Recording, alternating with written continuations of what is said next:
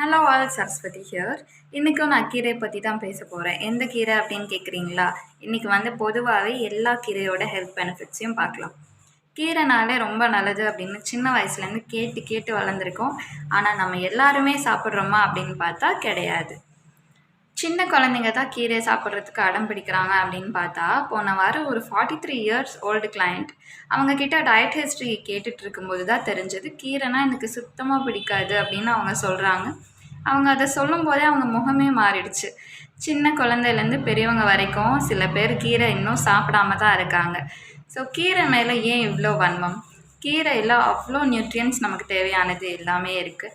So நம்ம கீரை சாப்பிட்றது மூலயமா நியூட்ரிஷனல் டெஃபிஷியன்சிஸ்லேருந்து நம்ம ப்ரிவெண்ட் பண்ணலாம். முக்கியமாக நம்ம இம்யூனிட்டி ஹெல்த்தை பூஸ்ட் பண்ணுறதுக்கு ரொம்பவே ஹெல்ப் பண்ணுது.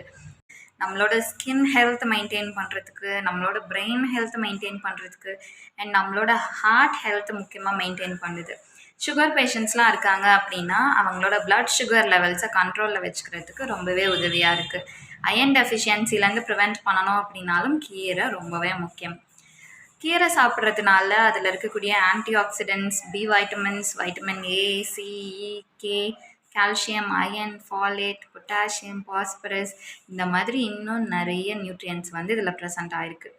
ஸோ கீரை சாப்பிட்றதுனால அவ்வளோ ஹெல்த் பெனிஃபிட்ஸ் இருக்குது அப்படின்றத நீங்கள் புரிஞ்சுக்கிட்டு, அது எனக்கு பிடிக்கலை அப்படின்னு இனிமேல் சொல்லாமல் கீரையை ரெகுலராக நம்ம டயட்டில் கன்சியூம் பண்ணுறதுக்கு இனிமேல் பழகிக்கணும்.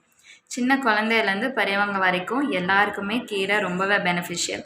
ஸோ அதோட இம்பார்ட்டன்ஸ் புரிஞ்சு அதையும் நம்ம டயட்டில் இதுக்கப்புறம் இன்கார்ப்ரேட் பண்ணிக்கலாம். தேங்க்யூ.